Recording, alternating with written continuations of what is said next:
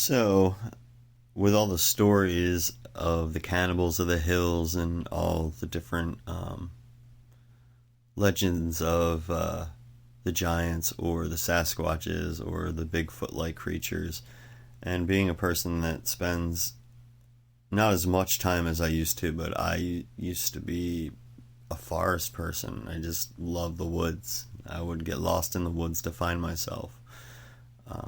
I always felt more comfortable there. But what do I think about the phenomenon of Bigfoot being in the woods a lot and also having all these anecdotal stories? Well, I am not somebody that is going to choose a camp because there's all these different beliefs in what it is. And then there's the ardent armchair skeptic. I will say that I'm not a ardent armchair skeptic because I've seen some things in the forest, especially out in the northwestern part of Pennsylvania on the border of New York and PA. You can look across one mountaintop and see endless mountaintops as far as the eye can see, and you might see one farm on a hillside, all those hundreds of mountains just filled with forest valleys and rushland and swamps and ancient old growth timber forests. And I have a friend that has some property up towards Rome area of Pennsylvania near Towanda. They call it fracking or gas country out in PA because the order is a shale line runs out there, and they're constantly fracking for gas and stuff. It used to be much more prevalent than it is now out there, but it's still pretty devastating. But anyway, she has a lot of private property up there, and every now and then I get lucky enough to go on a little vacation up there, and it's a hike. It's about a 4.5-5 hour drive from where I live. But there are ancient trees on that land that are 600 years, just massive oak trees and just huge ancient old growth timber forests, and you're in a place where there could be anything. You see strange, weird orbs and lights at night. You hear weird sounds and bumps in the night. You know what they are. And then that ever present sense. And I only get in a few areas where your hair just stands up on the back of your neck. You just feel like you're being watched.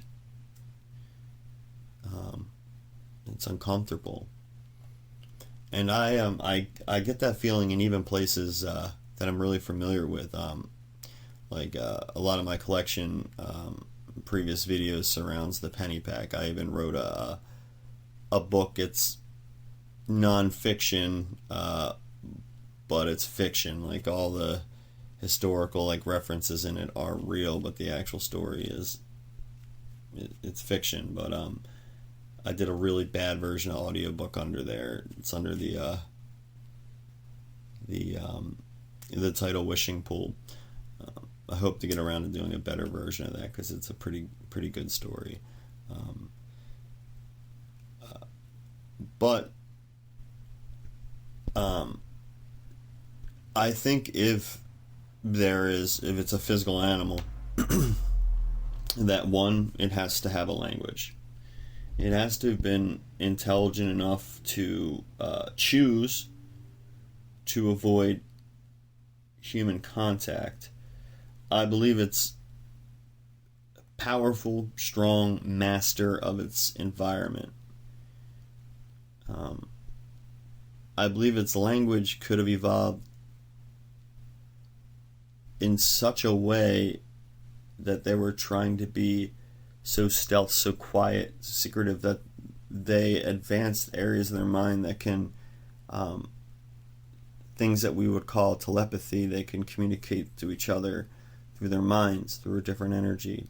It's very possible. Our brains can do it. We just don't know how yet. Eventually, they'll just insert some kind of computer chip in our brain with a Bluetooth, and we'll be able to talk to each other back and forth. Yeah, Neuralink and Elon Musk, but that's years and years away yet. It's a good idea, it's a good concept, but the intricacies of the neural mesh that surrounds our brain, that is the cerebral cortex, is less explored than outer space and the ocean, our own brain. So I have a psychology degree. Something I'm really familiar with is the brain. We use maybe 1/16 to 1/8 of what it can do, and I'm a really high functioning person like an Einstein. Maybe 1/8 of what our brain can actually do. Evolution will unlock things, and I believe what side of the argument you fall on this, I believe psychedelics have a huge positive ability to unlock a lot of these extrasensory, as what we define now as paranormal. It lets you go to the side of the dark, and what I mean by that is the universe is comprised of light matter and dark matter. That's what it is, and about 73% of our universe is dark matter, and we have no idea what it is. Just like we understand that there's an effect known as gravity, but we have no idea what gravity is, because gravity is a reaction to dark matter, and if we could conceptualize and understand what dark matter is, we could not need to know how to travel faster than light, because we could always beat it there. We could just tear wormholes and pull ourselves to places. If we knew how to control gravity, it would be like, and it would be a trick, it would be a hack. Instead of having to know how to travel the speed of light, which even if you figured out how to do, even if we figured out how to travel the speed of light, the next solar system, the closest next star, is still, I believe, 8 or 9 light years away. So some human would have to be put in stasis, and even at that blinding speed of light, it would take them 9 years to get there. But let's say, think about it like this: you have a table with a tablecloth on it. The cloth is the dark matter that we don't understand yet, but some other race understands it, and they have created some kind of reactor. It would be an antimatter reactor, actually. It would be a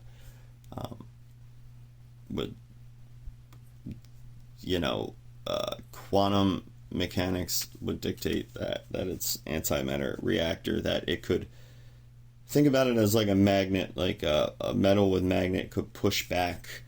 The harder you push that magnet, the harder it's going to push back if it's a opposite polarized magnet.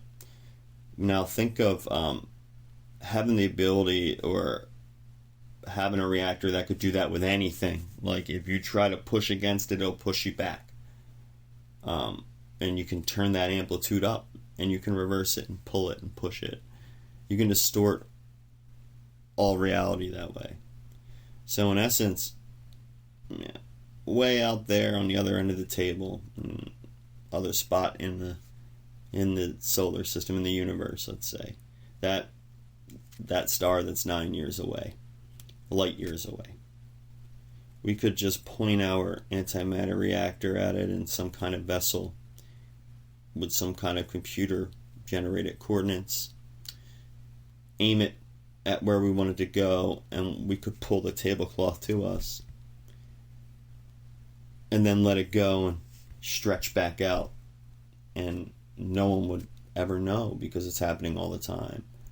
Energy is constantly pulsating. Mathematics says, and quantum mechanics says, that just our energy of, let's put it on a macro level, because quantum mechanics is micro, it's subatomic level, it's particles. we'll apply it to an easier concept. So there's a tree in my yard. Only when I look at that tree does that tree really exist. Quantum mechanics proves it. As soon as I turn my back and I don't look at it, the tree is a different tree. It's a different form of energy, because just my presence and energy reacting on that other vibrating energy form changes it. Now, obviously, when I say you look at the tree, and the tree only exists as that tree because your energy is affecting it, I'm talking about on the subatomic, the particles of the tree. Obviously, the tree is not going to change form. It's happening at this subatomic level. You can try to wrap your mind around that. So our effect, energy, everything's just an energy. It's an oscillating wave. It's nothing. Everything in this universe is a wave. And if you can figure out this waveform that we don't understand, this dark waveform, this different vibration, we can just contract and flatten the wave. And if you think about all the planets and stars riding on this wave, this energy form, we can just heighten the peak of the wave and push everything towards us or pull everything out. And that's how you're going to be able to get great distances.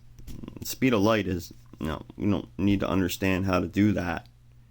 It would be great if we did. And I believe many other life forms out there figure this out, and not that they're more advanced than us.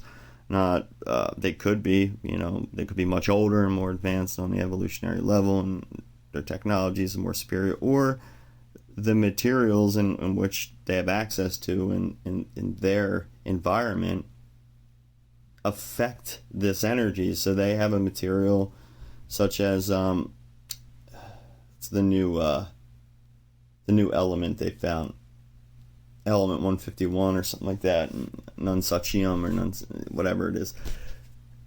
They've proven it in an unstable form for milliseconds, in Germany, I believe, but we didn't even know it was there. People like Bob Lazar, and it's crazy as you think his stories are. I think they hold credence. It's too much weird shit around that whole story. And I just don't think he's lying, but it could just be the government putting another actor out there to do misinformation, but who knows. But his theories and how he explains the craft and his stories are pretty spot on with science. I mean, and traveling the speed of light does us nothing. I mean, we need to figure out a way around that. And what if Bigfoot exists in that realm, in a realm that is a different dimension, if you would, or a different vibration? I'm a big believer that the past, present, and future don't really exist. They only exist as a human construct because we have lifespans. But if we were immortal, time would not be nearly as linear. If we lived forever, let's say, and all of us were immortal, even if we got shot or destroyed, we just instantly back to life. There's an immortality field, like in Rick and Morty. There you go. Then time would really be irrelevant. It would only be needed to keep social order if you even needed it anymore. Time would not be linear. There'd be no beginning and end, because there is no beginning and end. Everything is just forever, or the omnipresence. So we remove ourselves from the human concept of life is finite, lifespan is linear, time is linear. It's not. There might be a life form out there that never dies and lives forever, and then it doesn't even matter how fast it travels. It can just float on forever, and eventually it'll get where it's got to go if it has forever. So, I mean, you got to think things a little bit differently.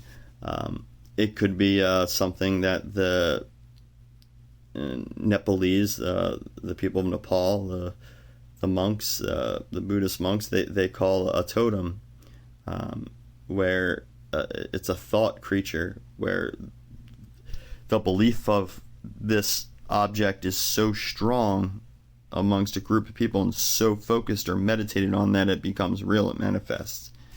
And how credible it is, there are many accounts of these deeply spiritual Buddhist monks that just meditated in a group for, I think, 3 or 4 days straight without breaking, and they manifested something they call a golem. Lord of the Rings type thing, right? I don't know how true all that stuff is, but Bigfoot could very well just be a thought creature because so many people do believe in it. But I think that it is most likely a form of us, but much older, one that did not come out of the caves, did not want to conform to a newer way. I don't think they're directly related to us. I think they are part of us. They're a hominid group, but I think they're way more intelligent. Like I said, they definitely have a language. I've heard a lot of weird vocalizations, especially Robert Moorhead one. And that, when I first heard that, it made my blood run cold because I had a very similar experience in the forest, actually near where I live, deep in the forest. And there are a lot of caves in this area, underground caverns, anything could be down there. And there's vast forests, and a lot of it's swamp, like with lots of food, if you could tolerate it. No, you can't get back there in parts of this reserve. So anything could be back there. And there's a deeper conspiracy. I'm not going to be a conspiracy nut here, but what if so many of these preservations and parks and saved spaces were because our government already knew of an existence of a parallel living nocturnal type hominid that might be just as intelligent as us, have a language, but just choose to. They would have to be super intelligent if we have not found them yet. As vast as everything is, there's plenty of people looking for it. They would have to have a language. They would have to be organized. They would have to be like us in a lot of respects. Bigger, stronger, faster, masters of their universe, which is the forest.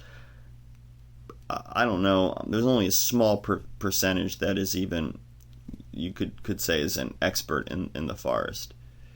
As many hours and days I've spent in the woods, I'm no expert because it's the wild, and it don't care about you, and anything can happen. I've almost died in quicksand. I've broke through a clearing in the woods and seen 100 squirrels buried with their tails sticking up. What is that? What does that? No idea, other than people doing some bizarre ritualistic shit deep in the woods. I've seen some weird things. I've seen some huge Bigfoot looking tracks in places where, and in temperatures at times where no one would be walking out there barefoot. And if someone hoaxed it, why would they put it where potentially no one was ever going to see it, right? And right, only one of those footprints have to be real, and the whole story's real. I can tell you, though, just peering over one of those valleys up in that area of Pennsylvania and seeing just the vastness of this one state and the remoteness. Yeah, anything could be out there. The sheer fact is we spend very tiny fragments of time, and there's very little people. And there can be wild people, especially in the Appalachians. You got to be careful. There's inbred families. There's wild, feral humans. There's been murders. You got to be very careful, especially you travel in a group, and even if so, if you're in a tent, that's just false security. It's just a sheet of nothing between you and anyone that wants to harm you. When you're asleep, you're vulnerable. Someone should stay awake and watch the group. You should travel armed. I'm against guns, but in certain situations you have to have them. And so anything can be out there. That's my point. And I believe it could be very spiritual, or these animals could be advanced to the point where they can cloak or utilize thought projection. Or the ancients said they were the ones that walk with the light, and they were the ones that carried the light. And a lot of contemporary current Bigfoot sightings, a lot of them say weird orbs of light or bars of light are seen preceding these sightings. But who knows, maybe there's energy vortexes, or places where this dark energy or dark matter is being manipulated naturally by elements in rock and granite faces, and in high altitudes. There's vortexes and triangles throughout the world. Bermuda Triangle, the Devil's Triangle. I forget the other couple, but I'm rambling, and this is what I'll do, because this is like Ron's mad rambling here. But my feeling on Bigfoot is it's probably out there. I've watched that Roger Gimlin film thousands of times, in every different angle, every different enhancement that was out. I didn't even need the enhancements. I could tell you from the grainy one that that's an animal. Anyone that's been around an animal knows that is not a thing in a suit. I can tell you why. It moved so elegantly and gracefully that it was in his birthday suit, that it's everyday thing. And the muscles, and the muscle firing, and the mechanical order in which they do things. I didn't have to look at it more than a couple times to know that it wasn't a person in a suit, especially for 1970, because in the 60s, 70s, or it was late 60s, I think. But when that whole thing blew up, they've tried to recreate and fake that video with state-of-the-art cameras and costumes today, and that old grainy one still looks more realistic. So what does that mean? Either he's the greatest special effects person ever in the closet ever, or they didn't think they were going to find something. They spent weeks up there around, and they're like, oh, what are you going to do today? And you turn the corner and there it is. Jaw drops, right? There's plenty of other terrifying things in the forest that can hurt you. You just be careful. It is beautiful. Learn. I'm pretty much an expert in, not expert, but up there in the area of mushrooms and funguses. I've studied that stuff for years and years. Know what you can eat and can't eat. If you're not sure, don't. Know where your fresh water is, and know what your weather is going to be. Carry protection, buddy system, communication. Just be smart.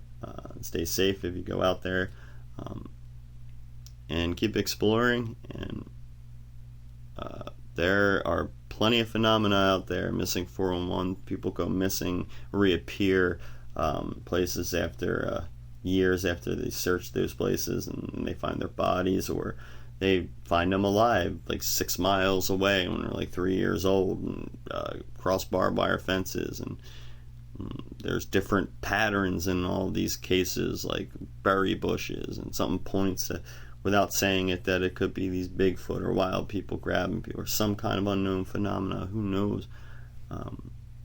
Could be wormholes or vortexes, or we just don't know. That's why it's phenomena, but it's super interesting, and I find it fascinating. I love this kind of stuff. So every now and then I'll just go into some weird ramblings on topics, and sometimes they're not going to be linear, they're not going to make sense. Sometimes they will. I just hope maybe you hear something interesting, or something that pisses you off, or something that you agree with. Just whatever. Have a good one. Have a safe one. Love your family, love your friends, love your strangers. if they don't love you, well, fuck them, right? But I'm just kidding. Anyway, just do your thing and try to make a positive change. Just try to be a good person to everyone that you run into contact with, and know that not every person you run into is going to be a good person. But I put this stuff out there just because I would be scribbling it down or whatever, but with technology and having this medium that's free, I can go back and laugh at myself or see where my mind was then or whatever. But it's like a vlog or whatever you want to call it.